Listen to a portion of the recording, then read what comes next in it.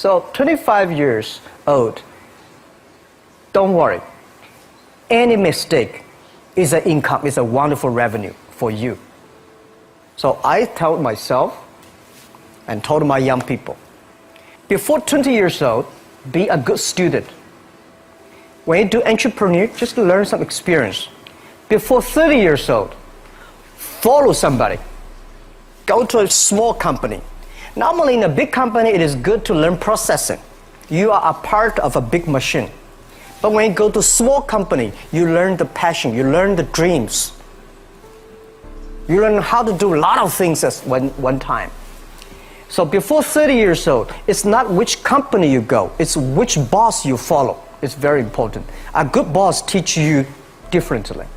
And from 30 to 40 years old, you have to think very clearly, you're working for yourself if you really want to be an entrepreneur. When you're 40 to 50 years old, you have to do all the things that you are good at. Don't try to jump into the new area. It's too late. You may be successful, but the rate of dying is too big. So 40 to 50, think about how can you focus on things that you are good at. But when you are 50 to 60 years old, work for the young people. Because young people can do better than you. So rely on them, invest on them, making sure they're good. So when you are over 60 years old, spend time for yourself. On the beach, sunshine, right? It's too late for you to change normally. But this is my advice to the young people. 25 years old, make enough mistakes. Don't worry.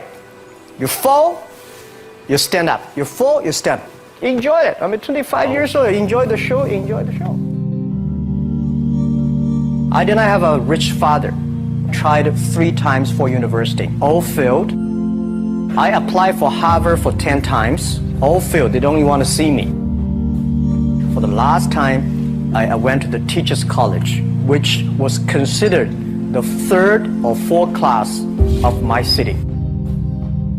So I applied jobs for 30 times, got rejected. It was so difficult at that time. I was so frustrated because I taught in the university. My pay was $10 a month. Because I could not find a good job. In 1994, discussed that I'm going to do something called internet. And 23 of them against it. They said, this is a stupid idea. We have never heard about internet. And you know nothing about computer. And I never thought I was smart. Nobody believed that I could be successful. Because everybody say, well, this guy think differently, think crazily. They think about something never work. I tried to borrow $3,000 from the banks. Took me 3 months, but I still cannot get it. We talked to over 30 or 40 venture capitalists. Everybody said, no, forget it. A lot of people said Alibaba is a terrible model. As I said, I believe it. I think this thing could be big. I never thought it would be that big like today. But I believe that something is waiting for me there. And I have to work hard to prove myself. That was the tough experience. So we gathered $50,000 from 18 founders. We started. For the first 3 years, we did not have even $1 revenue from our business. It was not easy. Why it keeps going ahead, going forward? Because I received lots of email of thanks from the customer. They say, this is such a great thing. We cannot pay you, but this thing helped us. If you keep on helping us, one day you will be successful. And I believe this. Little by little, we build up our business. Little by little, we build up our ecosystem of the infrastructure. And now, after 16 years, we have an Alibaba group, we have a Tmall group, we have a Taobao group, we have Alipay. And people said, you are so smart. How could you make a company like that? Bill Gates, Warren Buffett, Jack Welch, Larry Page, Mark Zuckerberg. The difference between those people and other people, they are always optimistic for the future. They never complain. They always try to solve the problems of the others. When you're optimistic, it's always opportunity. People, same here today. Jack, where's the opportunity? I don't have a job. I don't have this. I don't have that. We are at the best time of this century. The best assets you have is that you are young. Don't complain. Let the other people complain. The opportunity always lies where people complain. Think about how you can make things different. Is there anything I can do that make the difference? And then when you think about this, start to do it. I saw a lot of people, young people, have fantastic ideas every evening. But in the morning, they go to the office same again. Being an entrepreneur, you have to do the things before the other people do. You have to wake up before the other people wake up. You have to be more brave than the others. Use your instinct. Everything you do is to the need of the customer. To everybody, to any person, tomorrow is new. Make the move, make the action. Whether investors believe it this or not, whether your friends believe it or not, whether your parents believe it or not, that's not important. You believe it, your team believe it, and work day and night on this. That's how the things happens. Make enough mistakes. You fall, you stand up. Any mistake is an income, is a wonderful revenue. Don't worry about the money. Money follow the people. People should follow the dreams. If you have a dream, just to go ahead. I think nobody can conquer the world. We only can serve the world. Either work for the others or work for yourself. And I choose the way, work for myself. Working for myself, that means working for the society. If you really want to work for yourself, think about the others. Because only when the other people are successful, when the other people are happy, you will be successful, you will be happy. I think today people worry a lot about the world, about the economy, China, economy in the world. But I'm very optimistic. When people start to worry, that is the opportunity is. I worry about the blood testing, and she created good things. And I think great innovations, great companies always happen in the tough times. Life's like the music. You have up, you have a down, you have a long, you have a short notes. And I like your American movie. Life is like a box of chocolate. You never know what you're going to get, right? So I'm pretty optimistic. The opportunity in the future for equality is huge, because in the last century, the IT is for big companies. The globalization is for big companies. But now with the technology, we can serve those 80% of the companies that never been served. We can serve the 80% of the young people that have never been served. Technology for internet is so cheap, so easy to use. One of the reasons why we grow in China e-commerce so fast, much faster than the USA, because our infrastructure of commerce in China was too bad. When it is too bad, something happens and goes. Today we are working on the rural areas of China. I can never imagine that China, about 800 million people still live in the rural areas, are farmers. And there are about close to 200 million people. Their income is less than $1 per day. And before the internet, it's impossible for these guys to reach the PC because it's so difficult. Even people like me, I don't know how to use a PC. But now 80% of the farmers, those people using mobile phones. When I have the mobile phones, the internet, the data, things change a lot. So I'm excited about the future. People always worry. I love the young kids sitting there and talking about the dream, the hopes, because if they have the hope, we have the hope. That's what I believe. And let's just take what you do. And I've loved every description I've ever heard about how you serve people, and your story about the bamboo farmers and your wife and her friends. It was fabulous. But where's this going? What are you going to do? What are your plans to maximize the use that people in remote rural areas of China can make of their cell phones besides ordering your products? How are you going to get it? Are you going to get them in the banking system through cell phones? How? Well, we never know that we can grow so fast. In the past 5 months, we covered 4,500 villages. And these people, normally they use in very traditional way. It took them like we went to a rural area. It took the farmers 2 hours to walk to the downtown in the middle of the town and buy things. But today, because the mobile phone, and we can deliver things to their home, to their village within 72 hours. I remember last week I read a very interesting thing. This is amazing. There is a girl, she told me a story. She said her grandfather, 92 years old birthday. And for his life, he always wanted to try one Western style food. But he lived in the rural areas. There's no such restaurant food. So she said, I tried on the internet, book a restaurant dinner for Western food, delivered to that village. And they finally immediately find one restaurant. There are 3 guys. They took like a 3 days bus from Shanghai to that village, made an Italian spaghetti and beef for them for this 92 years old birthday. And whole village was excited. Everybody said, wow, you can order food, Western style food. So buying almost everything. And also we're helping, there are a lot of farmers, they plant a lot of apples, great apples. But 90% of the apples rotted because there's nobody buy them. They normally buy by track. If you sell the apples, they sell whole track. And using the traditional way, they can sell by whole basket of the apples. But now, because of the internet, they sell by one. Each apple they sell $1. Or 1 RMB or 2 RMB for each. So the farmers see using internet, they can buy and sell using the mobile phone. That changed their lives. And I think it's exciting.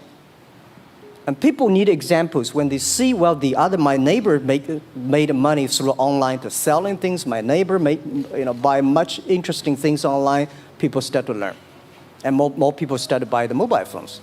We cannot make all the mobile factories to sell phones to them. Only they know the mobile phone really works, helping change their lives, they start to buy the mobile phones. Just one more question. And then, do you think this will make the current problems like the current problem in China less likely? That is, if we'll have more market information and the market will drive where the investment goes instead of the government trying to make judgments about, I better build another housing development or office development here, there, or yonder, and you wound up with a bubble. If it comes from the bottom up, is it more likely that fewer bad things will happen? Yeah, I think last week I was in Seattle discussing about the China economy. I think you American people worry too much about the China economy. Well, you see, every time when you start to worry about China goes better. Every time you think China is in problem, we'll get better. But when you have to say, you have a high expectation of China always a problem. Like parents have the expectation of the kids, are the same. But there's a big difference between American consumption because people say, the economy is bad, so China consumption will be good low. No, totally different. You Americans love to spend tomorrow's money. And the other people's money, maybe. Or maybe the children's money. We Chinese love to save money. We are probably the largest country, the safe deposit in the whole world because we've been poor for so many years. When we make money, we put in the banks because someday we know the disaster is coming, so we can spend the money. So when the economy is bad, we still have the money to spend. You guys probably don't. You worry. And the second thing is that China been focusing on developing for the past 30 years. China government so strong on investment, so strong on exporting, but they are too weak on the domestic consumptions. Domestic consumption is not driven by government; it's driven by entrepreneurship, driven by the market, not the government. So in the past 20 years, government is so strong. Now they're getting weak. It's our opportunity.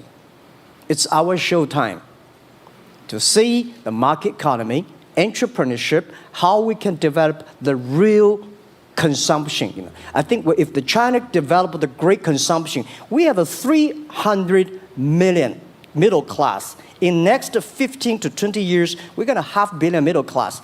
We need to import a lot. So when we start to import, that's a great. I worry a lot when we export. When we export, we got a terrible sky, we have a terrible water, we have a terrible environment. When we start to import, we got to be better. So that's all the great opportunity, guys. Be happy about that. I'm serious. I agree with that. I'm serious. Yeah. Worry about yourself. Don't worry about the others. The reason some of us worry about China is we depend on you to buy our debt. However, I tried to be more Chinese when I was president. I saved a lot of money. So good. Good. But I just wanted you to say that because I really believe that. I mean, I think you're absolutely right.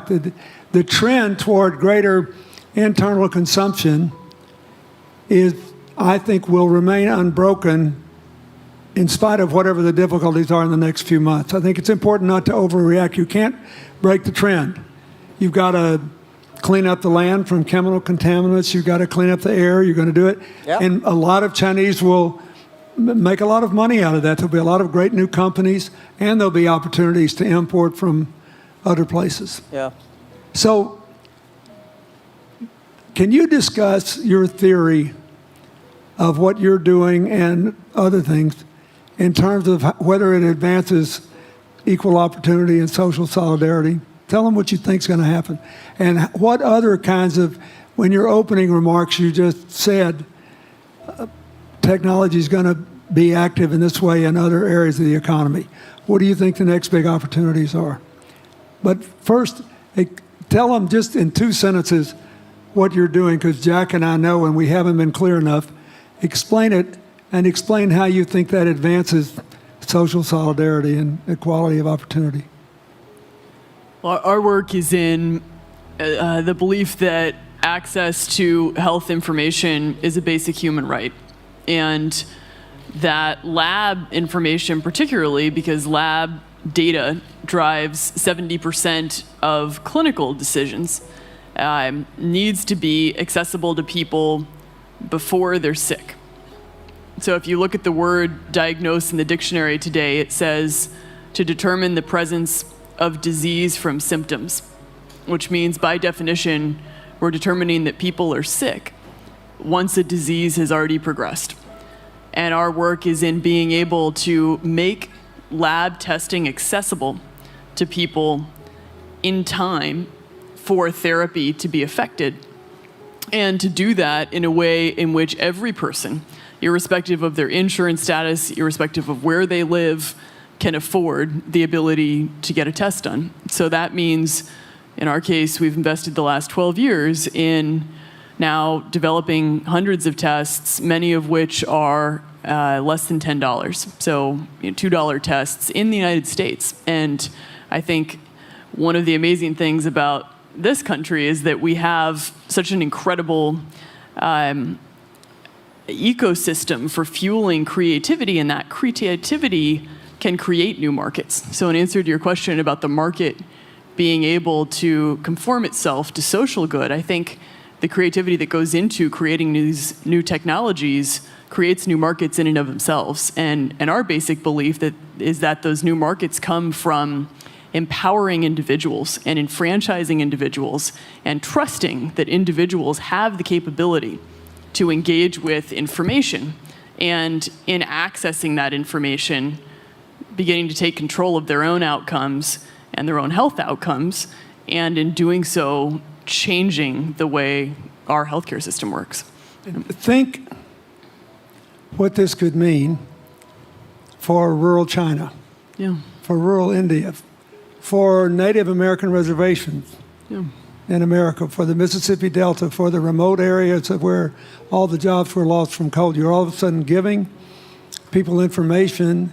And one of the most important things I think we did in my second term as president in the healthcare front was develop this diabetes self-care program, and all of a sudden Jack's company could be delivering the means to self-care based on your test.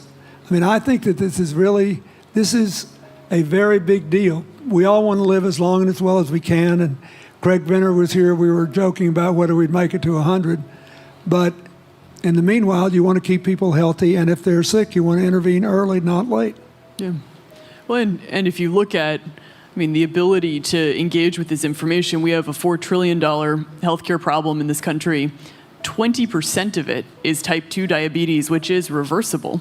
And we have 90 million Americans who do not know they are pre-diabetic. But access to information and the ability to engage with that information is the foundation for being able to change those outcomes and cost, right? One more fact, and then I want to call on Jack. You founded this company 12 years ago, right? Yeah. Tell them how old you were. I was 19. Yeah. So, don't worry about the future. We're in good hands. So, I was thinking about 19, where I am. 19, I've not passed the examination for university yet. I failed 3 times, but I think it worked out. I'm not good at schooling. Well, yeah, that's why I give confidence to a lot of young people in China. If Jack Ma can be successful, 80% of the people can be successful. People like her, we're jealous. But, well, equality, I would like to make a little bit technology helping, because yesterday I was joining the UN Women Conference about gender equality. And I think the first technology revolution happened 200 years ago in the UK, released the human body, the arm, stronger. The second technology revolution in the USA for energy, you can last long. But this technology revolution release the brain. So this century is not a competition who is stronger, whose muscle is stronger. It's who is smarter, who is soft, who can listen. It's the challenge of wisdom. So man, woman equal. On the internet, you can never see he's a woman or man. And on the internet, women can serve much better than men on the internet. Men talking about the business, talking about numbers, competition, they make business very cold. Women, they make business very cozy, lifestyle, and interesting. 50%, more than 50% of our shop owners, more than 5 million shop owners are women. And people love that. This is a great thing. I see that this century, we see more and more women leaders, on the state leaders, presidents. In the future, we're going to General Secretary of the United Nations should be a woman leader. And this is the great century for equality. And I feel excited about that. let me ask you, we're almost out of time, but one of the things that we haven't talked enough about here, and not just here, but generally, is whether the leapfrogging we saw with cell phones, which was instrumental in your phenomenal business success and which will make it possible for you at the appropriate time to do what you've done on a global scale, hitherto unimaginable in all of human history for anybody to have any of their own health data. We've seen examples, but not the kind of dramatic penetration we need with energy and clean energy and enough in a short enough time to avoid the worst consequences of climate change. So do you believe that, your country has done more than anybody else to try to put up solar panels, and some of your companies went broke because you overdid it, right? But beforehand, and you got to work out the phase out of the coal, the phase into the sun and all that. Meanwhile, Africa, which is growing like crazy because of the cell phone in no small measure, and has 6 of the fastest growing countries in the world, still has vast swaths of its land totally dark at night. Do you believe that it's possible for us to scale up with distributed solar power rather than centralized as quick as we did with the cell phone? And if so, and if that were your business, if you had to quit what you're doing today and start there, how would you do it? And how would you do it? Very first, I know that. I'm such a huge believer in technology, and I think especially right now, we're at an incredible time in terms of new technology and the ability to apply technology in a scalable way towards solving some of these problems. So I would look at it in the context of some of the renewable solutions that we already have, and in the context of empowering, connecting individuals with access to those solutions, and in the context of creating markets around them. I think that there's real opportunity to actually create an ecosystem in which people can financially benefit from these solutions, and I think that's going to drive an adoption. I think in developing economies, there's a revenue stream associated with that, and the more we can turn even already some of the technologies that we have into markets, the more that we can fuel, I believe, local growth and individual engagement in beginning to adopt some of these solutions. Just related to that, Jack, you answer it, and then I'll ask you one final question. Yeah, I am a strong believer that technology can make world much better, because people say China economy is getting slower. I'm happy about the 7%, even 5%. Even 5% of the GDP of the number of China, of the second largest economy, is big enough. But you don't expect China to keep on growing 11%. Because like one human body, when you're 1.8 meters tall, you cannot keep on like a 10% grow every year. You have to grow the quality, your mind, the wisdom. So I think China needs new technology to solve these problems, and which today the data, the clean technology, all these things that China is supposed to do, if we keep on the tradition, the old ways, we'll go nowhere. This is why I feel excited, because people ask me, what is your dream now? Because I never thought I would be today. I can sit here talking to president. I'm like a guy, on the street, and like failed 3 times for university, 5 times for high key schools. I applied for 10 times in Harvard school, all rejected. I never thought, because of the technology, because the internet gave me this opportunity. So I think when I retire, I don't want the Chinese people have a terrible water to drink, unsafe for food, and the money we make all spent in the hospital.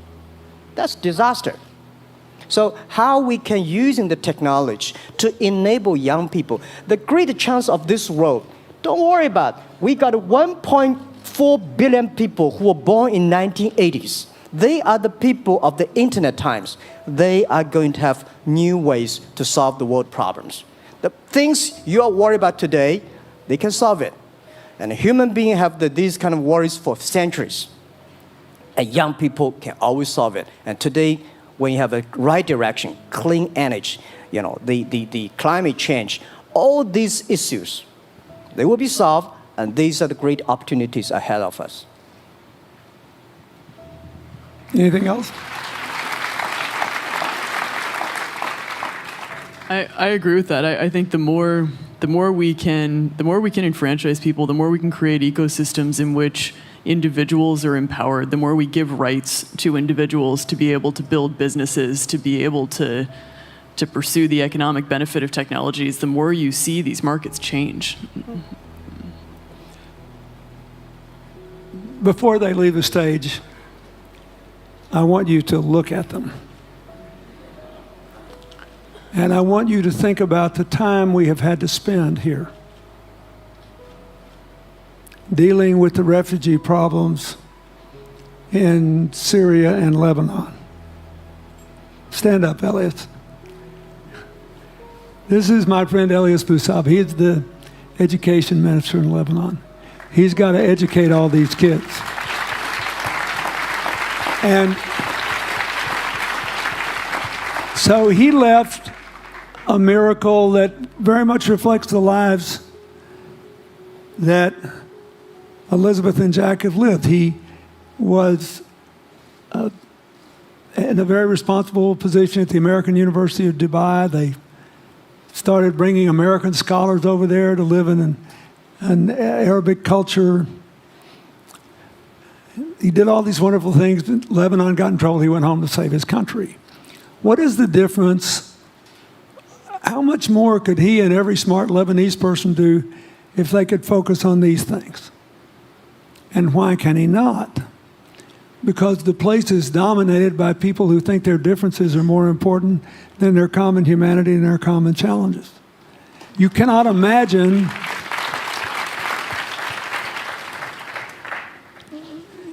Jack Ma's proud of being Chinese. I like that. He never hid it. He's happy about it. I'm proud to be a global citizen too. Yeah. Yeah. And I imagine Elizabeth's proud to be a blonde-haired, blue-eyed American techno whiz from Northern California. Yes. But they don't, not a word either one of them has said has defined the meaning of their lives or the direction of their work with negative reference to someone else. My friend Dikembe Mutombo, stand up. No, you don't have to stand up. It'll hurt you too much. You're an old man. My 7'2" tall friend was just inducted into the National Basketball Association Hall of Fame. And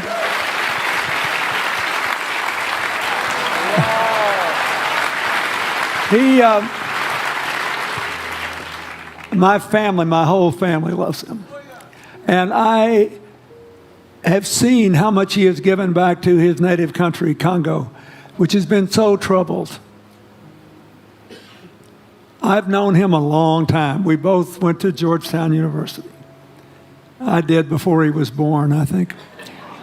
I've never heard him say a resentful thing about anybody. I have seen him give and give and give and try to give the people in his native land opportunities. Why am I telling you this? He's had a good life because he never defined his life with negative reference to anybody else. He never begrudged anybody else's success, and he thought he had an obligation to help other people. I'm telling you, we are back in a time of collective global insecurity